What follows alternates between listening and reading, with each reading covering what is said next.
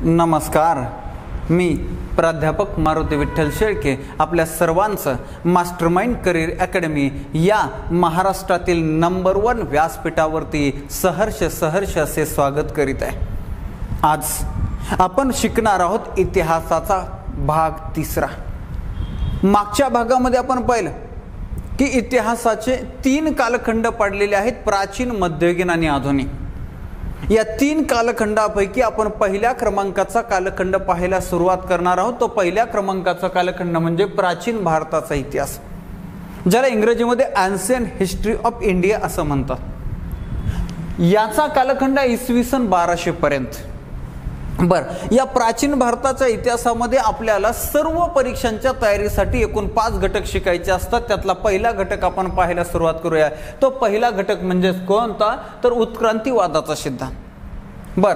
या उत्क्रांतीवादाच्या सिद्धांताला अजून एक वेगळं नाव आहे, ते सुद्धा आपल्या लक्षात राहू द्या। ते नाव काय आहे, तर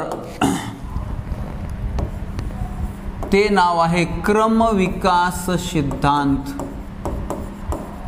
क्रमविकास सिद्धांत असं या उत्क्रांतीवादाच्या सिद्धांताला नाव आहे। उत्क्रांतीवादाच्या सिद्धांताला सजीवांच्या उत्क्रांतीचा सिद्धांत म्हणतात, प्राण्याच्या उत्क्रांतीचा सिद्धांत म्हणतात, मानवाच्या उत्क्रांतीचा सिद्धांत म्हणतात, त्याचबरोबर क्रमविकास सिद्धांत असंही म्हणतात।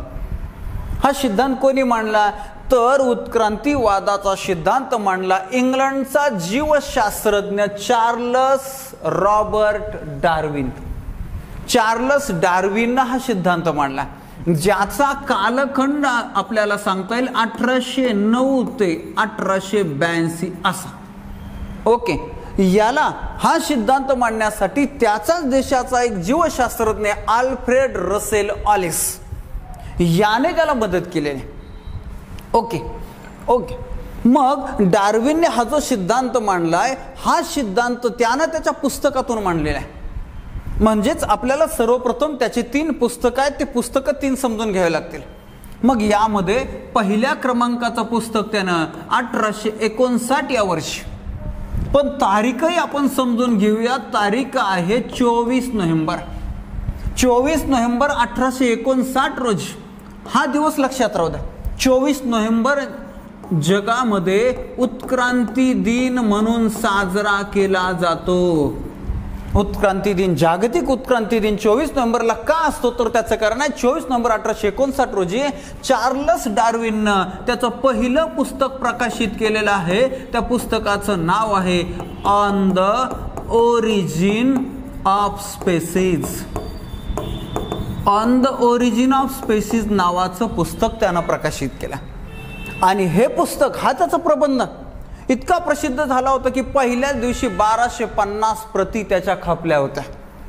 यानंतर त्यानं 1871 मध्ये दुसरं पुस्तक प्रकाशित केले, त्याचं नाव आहे द डिसेंट ऑफ मॅन।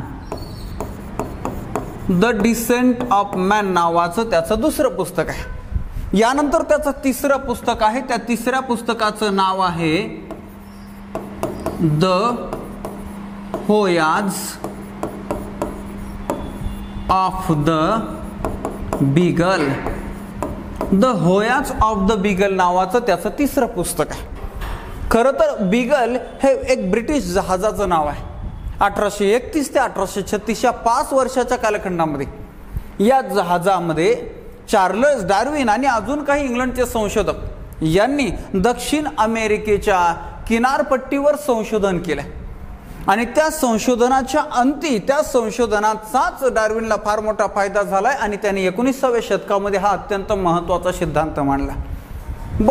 आता पाहूया आपण हा सिद्धांत आणि या सिद्धांतामध्ये काय सांगितलंय तिने। त्या अगोदर डार्विनने सांगितलेल्या सिद्धांताचा सारांश तुम्हाला सांगतो। तो म्हणतो की निसर्ग नियमानं सर्व सजीव जन्माला येतात आणि नैसर्गिक बदलानुसार जे सजीव उत्क्रांत होतात, म्हणजे स्वतःमध्ये बदलानुसार बदल घडून आणतात, तेच टिकतात। जे सजीव नैसर्गिक बदलानुसार उत्क्रांत होऊ शकत नाही, म्हणजे स्वतःमध्ये बदल घडून आणू शकत नाही, ते सजीव नष्ट होतात आणि त्यांच्या जागी दुसऱ्या सजीव जाती जन्माला येतात, असं डार्विन म्हणतो। ओके, आता आपल्याला डार्विनचा सिद्धांत प्रत्यक्ष स्पर्धा परीक्षेच्या दृष्टिकोनातून पाहायचा. या सिद्धांताचे आपण 2 भाग करतो जेणेकरून आपल्याला समजायला अजून सोपं आहे. सर्व स्पर्धा परीक्षांच्या पुस्तकामध्ये हे 2 भाग दिलेले नसतील, परंतु तुम्हाला इथं आपल्याकडून या व्यासपीठावरती एकदम डिटेलमध्ये चांगल्या पद्धतीनं पैकीच्या पैकी मार्क कसे मिळवता येतील यासाठी आपण हे दोन्ही भाग पाहतो. ओके, मग पाहूया आपण या डार्विनच्या सिद्धांताचा भाग पहिला आणि काय सांगतोय तो. डार्विनच्या सिद्धांताचा भाग पहिला आणि यामध्ये तो सांगतोय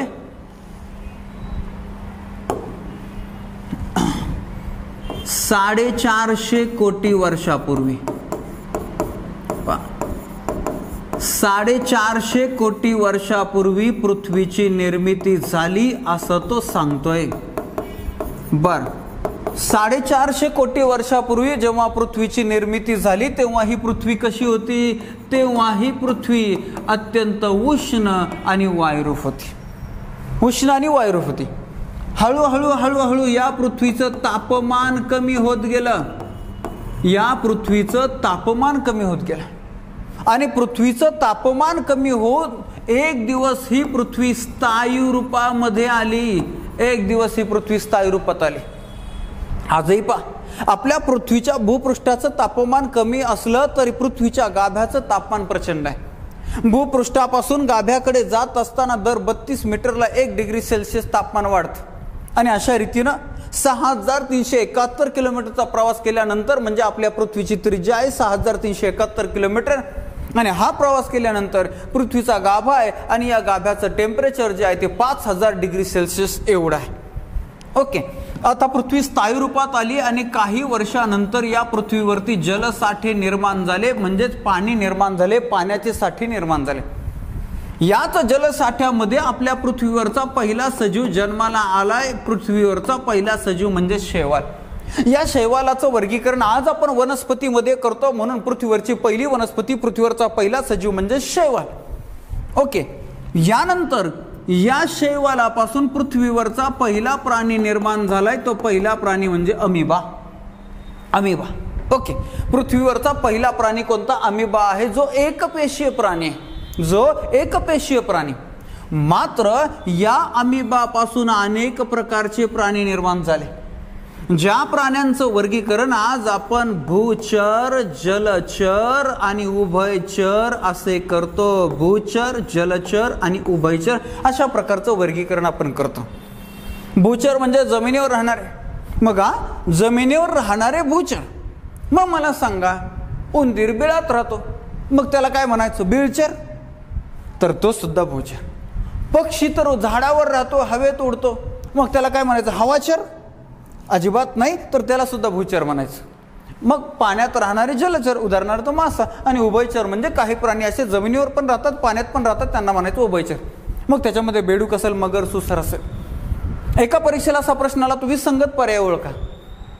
आणि मग विसंगत पर्यायामध्ये बेडूक, उंदीर, मगर, सुसर असे 4 पर्याय होते. बेडूक, उंदीर, मगर, सुसर यापैकी बरोबर जो पर्याय दिला तो म्हणजे उंदीर. अगदी बरोबर, वेगळा आहे. बाकीचे 3 प्राणी बेडूक, मगर, सुसर हे उभयचर आहे, तो उंदीर मात्र भूचर आहे. मात्र काही जणांनी अपील केलं, काही जणांनी उत्तरच लिहिलं बेडूक. म्हणजे का बरं बेडूक वेगळा आहे? म्हणजे बाकीचे प्राणी डाराव करत नाही, बेडूक मात्र डाराव करतो, म्हणून बेडूक वेगळा. इथं स्पर्धा परीक्षा आहे, स्पर्धा परीक्षेचे निकष इथं लावायचे. हा विनोदाचा भाग सोडला तर अशा प्रकारचे प्रश्न येत असतात. बरं, आता हे अनेक प्रकारचे प्राणी निर्माण झाले. त्या प्राण्यांमध्ये गोरिला नावाची वानराची जात होती, त्यानंतर चिंपांझी नावाची वानराची जात होती, आणि याचबरोबर एप वानर म्हणून सुद्धा एक वानराची जात आहे. एप वानर. हा एप वानर हे माणसासारखा दिसायचा, म्हणून याला मानव सदृश वानर असंही म्हणायचे. मानव सदृश वानर. बर, 20 लाख वर्षापूर्वी या वानरापासून पहिला मानव निर्माण झाला. पहिला मानव. बघा, आपल्याला काही जर खाऊ वाटायला आणला तर लहान लहान मुलं म्हणतात मला आधी द्या, मला आधी द्या. सर्वात अगोदर पाहिजे असं वाटतं. म्हणजेच पहिला मानवाला म्हणूनच नाव दिलं गेलं आदिमानव. आदिमानव. पृथ्वी तलावरचा पहिला मानव कोणता असा प्रश्न आला की सर्वात पहिला मानव म्हणजे आदिमानव. पण असे प्रश्न परीक्षेला विचारले जातात. महाराष्ट्रातील शेतकऱ्यांचा आद्यकर्ता सुधारक कोणता? आद्यकर्ता सुधारक कोणाला म्हणतात? तर महात्मा फुले, म्हणजे पहिला कर्ता सुधारक. मानसशास्त्राचा आद्य ग्रंथ कोणता? म्हणजे पहिला ग्रंथ डी ॲनिमा. आर्यांचा आद्य ग्रंथ कोणता? आर्यांचा आद्य धर्मग्रंथ कोणता? म्हणजेच आर्यांचा पहिला धर्मग्रंथ कोणता? ऋग्वेद. असे अनेक प्रश्न आपल्याला पाहायला मिळतील. म्हणून पहिला मानव कोण असं जर विचारलं तर साधं सोपं आदिमानव. हा वानर हा 4 पायावर चालायचा, मात्र इथं बदल झालाय आदिमानव. हा मात्र 2 पायावर चालतोय, 2 पायावर उभा राहतोय, मात्र याच्या पाठीचा कणा ताट नव्हता, हे त्याचं वैशिष्ट्य. गंमत आहे, एक वानर आदिमानव कसा झाला? मग याच्यामध्ये एक साधं सोपं सायन्स डार्विनने सांगितलं. तुम्हाला सगळ्यांना माहिती आहे की ज्या मशीनचा वापर होणार नाही ती मशीन निकामी होती. एखादी गाडी घेतली, 10 कोटीची 4 व्हीलर घेतली, मात्र 2-4 वर्ष तिला झाकून ठेवली, घरातच ठेवली, वापरली नाही तर ती बंद पडेल, खराब होईल. तसंच माणसाच्या शरीराचं आहे. माणसाच्या शरीराचे अवयव जो वापरला जाणार नाही तो निकामी होणार आहे, कमजोर होणार आहे. मग झालं काय? हे वानराच्या शेपटीचा वापर झाडांवर आधारासाठी सगळ्यात जास्त व्हायचं. मात्र स्थलांतर करत असताना, इकडून तिकडे जात असताना, स्थलांतर होत असताना काही वानरांचा समूह गवताळ प्रदेशात गेला जिथं झाडच नव्हती. आणि मग शेपटीचा वापर जो आहे तो शेपटीचा वापर कमी झाला, किंबहुना बंद झाला. आणि एक काळ असा आला की बिगर शेपटीचा वानर जन्मायला यायला लागलाय. तो एवढंच नाही तर तो 2 पायावर चालायला लागला, 2 पायावर उभा राहू शकायला लागला. म्हणजेच तो आदिमानव झाला. अगदी हा अनुभव जरी आपल्याला नसला तर एक दुसऱ्या प्रकारचा अनुभव आपण घेत आहोत अलीकडच्या काळामध्ये. पण एक काळ असा होता की आपला शेतकरी जो आहे तो 100 किलोचं पोतं वापरायचा, म्हणजे 1 क्विंटलचं. या अशा 1 क्विंटलमध्ये हरभरा तूर जर चांगली असेल आणि ती भरली तर 150 किलोपर्यंत भरायची. आणि मग आपला माणूस शेतकरी बाहीवर म्हणजे हातावर घ्यायचा, पाठीवर घ्यायचा, खांद्यावर घ्यायचा, बैलगाडीत टाकायचा, टेम्पोत टाकायचा, ट्रॅक्टरमध्ये टाकायचा, घरातल्या थप्पीवर टाकायचा, थप्पीवर खाली घ्यायचा. मात्र माणसानं व्यायाम सोडला, माणसाने कसरत सोडली, सकस आहार सोडला आणि माणसाचं शरीर जे आहे ते कमजोर होत चाललंय. इतकं कमजोर झालं की शासनाला विचार करावा लागला. आणि शासनाने 50 किलोचे धान्याचे कट्टे सुरू केले. 100 किलो बंद झाले. त्याच्यानंतर काही दिवसांनी पुन्हा शासनानं निर्णय घेतला. या मोबाईलच्या युगामध्ये मोबाईलमधले सगळे खेळ सुरू झाले आणि ग्राउंडवर कोणी जायनाच. शरीर इतकं कमकुवत झाले. शासनाला निर्णय घेतला. शासनानं 30 किलोचे धान्याचे कट्टे काढले. आणि हा प्रवास अवघ्या 25-30 वर्षाचा आहे. मग कल्पना करा की अजून 25-30 वर्षाने किती किलोचं पोतं येईल? 5 किलोचंच गणिताचं. असं जर याचं गणिताचं जर हिशोब केला तर 5 किलोपेक्षा कमी. आणि मग असं 5 किलोचं पोतं JCB, पॉकलँड सारख्या हायफाय टेक्नॉलॉजीनी घरी येणार. गावातले सळसळत्या रक्ताचे 10-20 तरुण जमणार आणि ते 5 किलोचं पोतं सगळे मिळून घरात टाकणार, थप्पीला लावणार. आणि मग ती फॅमिली वर्षभर ते धान्याचं पोतं खुडून खाणार. त्यावेळेसच्या चालू घडामोडीच्या ताज्या बातम्या अशा येणार, अमक्या एरियामधून 2 मच्छरांनी एका तरुणाचं अपहरण केलं, अमक्या एरियामध्ये एका उंदराने एका तरुणाला बिळात ओढून नेलं. अशा बातम्या येऊ शकतात. हा जर प्रवास पाहिला, सेम अशी घटना घडली. बिगर शेपटीचा मानव आदिमानव कसा आला? पर या आदिमानवानंतर 7.5 हा झाला 20 लाख वर्षापूर्वी. आता 7.5 लाख वर्षापूर्वी आदिमानवामध्ये सुद्धा बदल झालाय, स्थित्यंतर झालंय. आणि पुढचा मानव जन्माला आलाय. त्या मानवाचं नाव आहे होमो इरेक्टस मानव. होमो इरेक्टस मानव. ओके, होमो इरेक्टस मानव. इरेक्टस या शब्दाचा अर्थच होतो ताठकणा असलेला मानव. या माणसाचं खास वैशिष्ट्य आहे ताठकणा असलेला. झालं. ताठकणा असलेला मानव म्हणजे कोणता मानव? असा प्रश्न अनेकदा आलेला. टीटीला आला, पोलीस भरतीला आला, अनेक परीक्षा नाही गेल्या. तर होमो इरेक्टस मानव. या होमो इरेक्टस मानवाचे अवशेष सर्वप्रथम आशिया खंडामध्ये चीनमधील पेकिंग या ठिकाणी सापडले. म्हणून या मानवाला पेकिंग मानव असे म्हणतात. पेकिंग मानव झालं. पेकिंग मानव म्हणजेच कोणता मानव? ताठकणा असलेला मानव म्हणजेच होमो इरेक्टस मानव. हे असं त्याचं अत्यंत महत्वाचं वैशिष्ट्य. बरं, याही मानवामध्ये पुन्हा बदल झालाय. आणि या मानवामध्ये बदल होऊन पुढील मानव जन्माला आलाय. त्या मानवाला नाव आहे होमो सॅपियन मानव. होमो सॅपियन मानव. चला, होमो सॅपियन मानव. सॅपियन या शब्दाचा अर्थ काय आहे, तर सॅपियन या शब्दाचा अर्थ आहे विचार करणारा, आणि म्हणून म्हणतात विचार करणारा मानव. विचार करणारा मानव म्हणजे होमो सॅपियन मानव. आणि या मानवाचे अवशेष सर्वप्रथम जर्मनी या देशामध्ये निअँडरथल या ठिकाणी सापडले, म्हणून याला निअँडरथल मानव असेही म्हणतात. झाला, विचार करणारा मानव म्हणजे होमो सॅपियन मानव, आणि या मानवाचे अवशेष जर्मनीतील निअँडरथल या ठिकाणी सर्वप्रथम सापडलेत, म्हणून याला निअँडरथल मानव असेही म्हणतात. आज पहा, मानव आणि मानवेतर प्राण्यांमध्ये सर्वात मोठा बदल जो तुम्हाला दिसतोय तो आहे विचारामुळेच. माणूस विचार करू शकतो, विचाराची ताकद त्याच्यामध्ये आहे, मात्र इतर प्राण्यांमध्ये तसं नाही. इतर प्राण्यांमध्ये मानवा इतकी वैचारिक क्षमता अजिबात नाही. अजून एक गोष्ट तुम्हाला सांगतो, खरं तर स्पर्धा परीक्षेच्या दुनियेमध्ये, महाविद्यालयीन दुनियेमध्ये तरुण विद्यार्थी असतात. लहानपणी विचार नसतो, फक्त कृती असते. लहानपणी फक्त कृती असते, लहान लहान मुलांच्या मनामध्ये विचार नसतो. म्हातारपणाचा विचार केला तर म्हातारपणी फक्त विचार असतो, ॲक्शन नसते, कृती नसते. मात्र तारुण्य हे असं आहे की तिथं विचार आणि कृती दोन्ही पण आहे. फक्त या विचारांना सकारात्मकतेचे जोड असायला पाहिजे. फक्त या विचारांना योग्य दिशेची जोड असायला पाहिजे, तर चांगली कृती आपल्या हातून घडते आणि नक्कीच सत्कर्म, नक्कीच उच्च ध्येय आपल्याला गाठता येते. ओके, अशा रीतीनं विचाराचा हा प्रभाव आहे. विचाराचा प्रभाव जर अजून थोडासा आपण जर पाहायचा म्हटलं तर कल्पना करा, तुम्ही चंद्रपूरच्या ताडोबा अभयारण्यामध्ये गेले. चंद्रपूरच्या ताडोबा अभयारण्यामध्ये कोणता प्राणी भेटेल तुम्हाला? व्हेरी गुड, वाघ, टायगर. तुम्ही चंद्रपूरच्या ताडोबा अभयारण्यामध्ये गेले आणि वाघ समोर उभा राहिले, कसे काय चाललंय? समजा मी आता नगरहून गेलो तर म्हणणार, ओ नगरकर शेळके सर आले काय, बरं या या या या, किती हजारो विद्यार्थ्यांना तुम्ही शिकवता, फार पुण्य केलेले, या बाबा या. आणि दुसरं कोणी गेल्यानंतर त्याला मारणार आहे, असं होणार आहे का?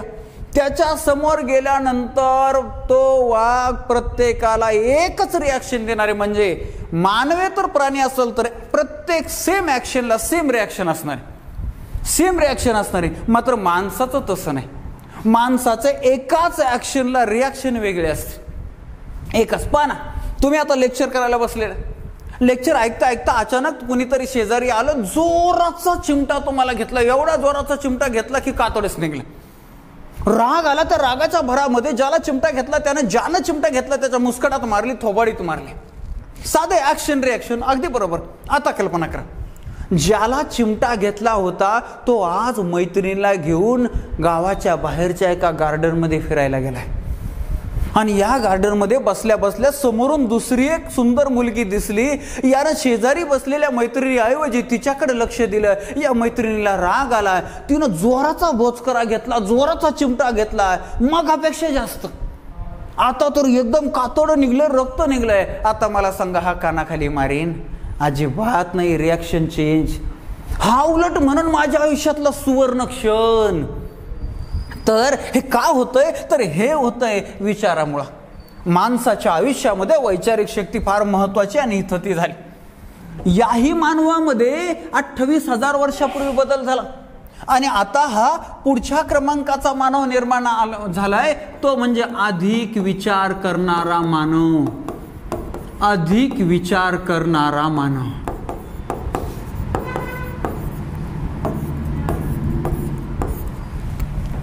चला, अधिक विचार करणारा मानव. या अधिक विचार करणाऱ्या मानवाला शास्त्रीय नाव काय आहे? तर शास्त्रीय नाव आहे होमो सॅपियन. सॅपियन मानव. होमो सॅपियन, सॅपियन मानव असं नाव आहे. इकडं होमो सॅपियन मानव, इथं फक्त एक शब्द रिपीट होतोय, होमो सॅपियन मानव, अधिक विचार करणारा मानव. या मानवाचे अवशेष सर्वप्रथम फ्रान्स या देशामध्ये क्रोमॅनन या ठिकाणी सापडले. क्रोमॅनन या ठिकाणी, म्हणून या मानवाला क्रोमॅनन मानव असे म्हणतात. क्रोमॅनन मानव झाला. क्रोमॅनन मानव अधिक विचार करणारा. खरं तर हा डार्विनचा सिद्धांत 100% खरा असेल तर आपण ह्या प्रकारातले असो, अधिक विचार करणारे मानव. विशेषतः आपल्या भारतातले, विशेषतः आपल्या महाराष्ट्रातले संसारी माणूस हा अधिक विचार करतो, अधिक गरजेपेक्षा जास्त विचार करतो. एक साधं उदाहरण तुम्हाला सांगतो, कितीतरी ठिकाणी असं तुम्ही अनुभवलेलं असेल, मी सांगायची गरज नाही, मी फक्त एक तुम्हाला आठवण देतोय. असंच एक प्रेमविवाह झाला, दोन्ही घरून विरोध होता. लग्न झाल्यानंतर दोन्ही घरच्यांचा विरोध होता, दोघांनाही घरं घेतलं नाही. आणि मग हे नोकरीच्या कामधंद्याच्या शोधामध्ये फिरता फिरता नगरून बीडला गेले, नगरून पुण्याला गेले, पुण्याहून मुंबईला गेले. आणि मुंबईमध्ये कुणाला काम मिळत नाही, प्रत्येकाला काम मिळतं. छोट्याशा कंपनीमध्ये काम मिळालं, छोट्याशा पगारामध्ये यांचं जीवन सुरू झालं. एकदम मुंबईमध्ये छोट्याशा खोलीमध्ये हे राहत होते. 1 वर्ष झालं, 2 वर्ष झालं. कुणी यांचा संसार उभा करण्यासाठी भांडे दिली होती, कुणी कॉट दिले होते, कुणी गॅस दिले होते, असं सगळं यांचा छोटासा संसार सुरू झाला. 2-3 वर्षानंतर एक दिवसाचा प्रसंग आहे. सुट्टी होती आणि हे दोघं त्यांच्या रूममधल्या कॉटवर गप्पा मारत बसले होते. गप्पा मारता या मुलाच्या मनात आलं आणि तो त्याच्या बायकोला बोलून दाखवतो की माझ्याबरोबर लग्न करून तुला पश्चाताप तर नाही ना आला. आता आला तरी हा कोणाला सांगणार आहे, ही कोणाला सांगणार आहे, आला तर सांगायचं नसतो पा. हे म्हणले नाही, मला अजिबात पश्चाताप आलेला नाहीये. तो म्हटलं नाही, पण तू एवढ्या मोठ्या वाड्यात राहत होती, एवढ्या मोठ्या श्रीमंत घरामध्ये राहत होती, आणि आता बघ ना, आपल्या दोघांना बसायला जागा नाही. 4-6 महिन्यामध्ये, वर्षामध्ये आपल्याला जर मुलबाळ झालं तर त्याला खेळायला काय, बसायला जागा नाही. असं म्हणताच ती बाजूला सरकली, मध्ये जागा केली आणि म्हणले आपलं बाळ इथं मध्ये बसन, इथं मध्ये आपल्या दोघांचे खेळण. याच्यानंतर याच्या मनात दुसरा प्रश्न झाला आणि तो म्हणतो जर आपल्याला पुन्हा 1-2 वर्षाने दुसरं मुलबाळ झालं तर ते कुठं बसन, ते कुठं खेळेल. तेवढं असं म्हणूच तर ती परत दुसऱ्या बाजूला गेली, जागा करायला गेली. जशी बाजूला सरकली तशी कॉटवरून खाली पडली, 2 बारगड्या मोडल्या. कितव्या मुलामुळे? याला म्हणायचं अधिक विचार करणारा मानव. अशा रीतीनं चार्लस डार्विनने मांडलेल्या उत्क्रांतीवादाच्या सिद्धांताचा पहिला भाग आपला संपला. पहिला भाग आपला क्लिअर झाला. आता आपण हा दुसरा भाग पाहूया. दुसरा भाग क्रमांक 2. भाग क्रमांक 2. या भाग क्रमांक 2 मध्ये चार्लस डार्विननं पहिल्या क्रमांकाचा मानव सांगितलेला आहे. त्या मानवाचं नाव आहे कुशल मानव. असं का नाव आहे याचं, कुशल मानव? तर याच्यावर संशोधन करणारा इंग्लंडचा शास्त्रज्ञ आहे, संशोधक आहे. त्याचं नाव अगोदर सांगतो, लुई लिकी. यानं याच्यावर संशोधन केलंय आणि याच्या असं लक्षात आलंय की हा माणूस हाताचा कुशलपणे वापर करायचा म्हणून यानं इंग्रजीमध्ये त्याला नाव दिलेलं आहे होमो हॅबिलिस मानव. आणि होमो हॅबिलिस मानव म्हणजे काय? हाताचा कुशलपणे वापर करणारा. आणि म्हणूनच त्याला शॉर्ट मध्ये नाव पडलं कुशल मानव. ओके, एवढी माहिती पाहिल्यानंतर पुढे पाहूया आपण. या मानवाचे सर्वप्रथम अवशेष कुठे सापडलेले आहेत हाही प्रश्न येतो. तर आफ्रिका खंडामध्ये टांझानिया नावाचा एक देश आहे, टांझानिया, आणि दुसरा आहे केनिया. तर आफ्रिका खंडातील टांझानिया आणि केनिया या 2 देशातील जंगलांमध्ये या मानवाचे अवशेष सर्वप्रथम आढळलेले आहेत. ओके, आता अवशेष सर्वप्रथम आढळले हे आपण पाहिलं. या अशा रीतीचा हा कुशल मानव. या कुशल मानवावर एवढी माहिती लक्षात ठेवायची. आता अजून एक गोष्ट लक्षात ठेवायची की पहिल्या अवस्थेतल्या मानवापेक्षा दुसऱ्या अवस्थेतील मानवाच्या मेंदूचा विकास जास्त असणार. हा साधा सोपा नियम. हा कुशल मानव, या कुशल मानवाच्या पाठीचा कणा ताठ नव्हता हे सुद्धा तुम्ही लक्षात ठेवायचं. यानंतर त्यानं दुसऱ्या क्रमांकाचा मानव सांगितलाय ज्याचा अर्थ आपण मागाशीच पाहिला, तो म्हणजे होमो इरेक्टस मानव. होमो इरेक्टस मानवाचा अर्थ आपण काय पाहिलाय? तर ताठकणा असलेला मानव. मगाशीच पाहिलं आणि हा प्रश्न सर्वात जास्त वेळा आलाय. ताठकणा असलेला मानव कोणता? होमो इरेक्टस मानव. विसरायचं नाही. या मानवाचे अवशेष आशिया खंड, त्याचबरोबर आफ्रिका खंड आणि युरोप खंडामध्ये आढळलेले आहेत. अशा 3 खंडामध्ये या मानवाचे अवशेष आढळले. ओके, याच मानवाच्या काळामध्ये पहिलं मानवानं तयार केलेलं दगडी शस्त्र सापडलंय, बनलंय, तयार झालंय, ते म्हणजे हातकुराड. मानवाच्या कोणत्या अवस्थेच्या काळामध्ये मानवानं पहिलं दगडी शस्त्र तयार केलं ते हातकुराड, तर या होमो इरेक्टस मानवाच्या काळामध्ये. दुसरं एक महत्त्वाचं याचं वैशिष्ट्य आहे की याला अग्नीचा वापर करता यायचा. अग्नीचा वापर करता यायचा, मात्र याला अग्नीची निर्मिती करता येत नव्हती. जसं बऱ्याच लोकांना भाकरी खाता येतात मात्र भाकरी करता येत नाही, तसं याला अग्नीचा वापर करता यायचा.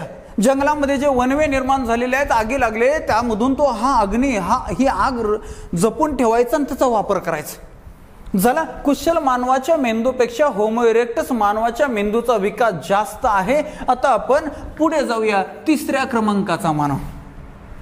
हा तिसऱ्या क्रमांकाचा मानव कोणता सांगितलेला आहे, तर तिसऱ्या क्रमांकाचा मानव सांगितलेला आहे शक्तिमान मानव. शक्तिमान मानव 2017च्या डीएडच्या टीईटीला याच्यावरती प्रश्न आला होता. अनेक जण म्हटले हे पुस्तकातच नव्हतं, तोपर्यंत टेक्स्ट बुक मध्ये पाठ्यपुस्तकात आलं होतं, दुसऱ्या स्पर्धा परीक्षेमध्ये नव्हतं, आणि मग पोरांचा घोटाळा झाला. शक्तिमान मानवाची अवशेष सर्वप्रथम निअँडरथल या ठिकाणी सापडलेत, म्हणून याला निअँडरथल मानव असे म्हणतात. परीक्षेला प्रश्न आला होता शक्तिमान निअँडरथल मानव म्हणजे कोणता मानव. आता निअँडरथल मानव म्हणजे पहिल्या भागात आपण पाहिलं तो विचार करणारा मानव, पण विचार करणारा मानव पर्यायामध्येच नव्हता, पर्यायामध्ये होता शक्तिमान मानव, आणि अशा रीतीने मुलं फसले. पण आपण आता भाग 2 सुद्धा व्यवस्थित पाहतोय, आपण फसायचा विषय नाही. शक्तिमान मानव निअँडरथल मानव एकच. बर, याला शक्तिमान मानव का म्हणतात, कारण हा धिप्पाड शरीर यष्टीचा होता. या धिप्पाड शरीर यष्टीच्या जोरावर हा मोठमोठ्या प्राण्यांची शिकार करायचा, त्यांची कातडी ऊन वारा पावसापासून संरक्षण म्हणून वापरायचा, गुहेमध्ये राहायचा. असे शक्तिमान मानवाचे वैशिष्ट्य. या मानवाचे अवशेष असं संशोधक सांगतात. काय तर हा मानव आफ्रिका खंडामधून आशिया आणि युरोप खंडामध्ये स्थलांतरित झालेला असावा. आफ्रिका खंडामधून तो आशिया आणि युरोपमध्ये गेलेला असावा. होमो इरेक्टस मानवाच्या मेंदूपेक्षा शक्तिमान मानवाच्या मेंदूचा विकास जास्त आहे. म्हणून तर होमो इरेक्टसला फक्त अग्नीचा वापर करता येत होता, अग्नीची निर्मिती करता येत नव्हती. मात्र या मानवाला अग्नीची निर्मिती सुद्धा यायला लागली. म्हणजे तो अग्नीचा वापर तर करायचा, मात्र अग्नीची निर्मिती सुद्धा करायची. तिसऱ्या क्रमांकाचा मानव पाहिल्यानंतर डार्विननं चौथ्या क्रमांकाचा मानव सांगितलेला आहे, आणि त्याला आपण म्हणतो बुद्धिमान मानव. बुद्धिमान मानव. बर, हा बुद्धिमान मानवा संदर्भात काय प्रश्न येतो लक्षात राहू द्या. बुद्धिमान मानवाच्या काळामध्ये माणसाच्या स्वरयंत्राचा प्रचंड विकास झालाय. स्वरयंत्र अनेक प्राणी वेगळ्या वेगळ्या प्रकारचे आवाज काढतात. यामध्ये कोकिळेचा आवाज फार मंजुळ आहे, सगळेजण मानतात. अगदी यावरून आपण भारतातल्या एका व्यक्तीला भारत कोकिळा म्हणतो. भारत कोकिळा विचारलं की मुलं घाई लता मंगेशकर लिहितात आणि गडबड करतात. भारत कोकिळा सरोजिनी नायडू, आणि भारताची गान कोकिळा लता मंगेशकर, दोन्हीमध्ये घोटाळा करायचा. बरं, आपण म्हणतो कोकिळ्याचा आवाज फार मंजूळ आहे, परंतु कोकिळ्याचा आवाज सेम आहे, व्हेरिएशन जास्त नाही. मात्र माणूस असा आहे की आवाजामध्ये प्रचंड व्हेरिएशन आहे, कारण त्याचा स्वरयंत्राचा विकास झाला. मग एखादा माणूस निळफुलेचा आवाज काढून, वाघाचा काढून, काय काय काय करणं आवाजामध्ये व्हेरिएशन, तर त्याचं कारण आहे स्वरयंत्र. यानंतर अजून एका गोष्टीचा याच काळात विकास झालेला आहे, कल्पना शक्तीचा विकास. माणसाच्या कल्पना शक्तीचा विकास याच अवस्थेमध्ये झालेला आहे. आज आपण इमॅजिनेशनच्या जोरावर काय काय काय काय पाहू शकतो, आणि हे इमॅजिनेशन इथं डेव्हलप झालं. याच्यानंतर 5व्या क्रमांकाचा शेवटचा जो मानव आहे, तो शेवटचा मानव म्हणजे प्रगत बुद्धीचा मानव. प्रगत बुद्धीचा मानव. चला, यालाच आधुनिक मानव असंही म्हणतात. या प्रगत बुद्धीच्या मानवाच्या काळामध्ये मानवाची आकलन शक्ती प्रचंड डेव्हलप झाली. मानवाची आकलन शक्ती प्रचंड डेव्हलप झाली, ग्रहण क्षमता प्रचंड डेव्हलप झाली. पहा ना, आपल्या ह्या ऑनलाईन कोर्समध्ये जर एखाद्या वाघाला आणून बसवलं, 1 वर्ष 2 वर्ष बसला, तो आपल्या इतकं शिकन का? नाही, कारण आपल्या इतकी ग्रहण क्षमता नाही. पण एखाद्या मानवाला वाघाच्या गुहेत जर सोडलं वाघांमध्ये तो खेळला मिसळला, जर त्याला खाल्लं नाही तर हिशोब आहे, तर तो वाघाच्या अनेक जीवन पद्धती स्किल तो आत्मसात करू शकतो. त्याचं कारण की मानवामध्ये असणारी ग्रहण क्षमता. आज तुम्ही हे नाविन्यपूर्ण शिकता आहात, शिकल्यानंतर परीक्षेला अचूक उत्तर लिहिणार आहे म्हणजे का, तुम्ही ग्रहण केलं, आकलन केलंय, आणि हे या कारणामुळे या अवस्थेमध्ये या काळामध्ये हे डेव्हलप झालं.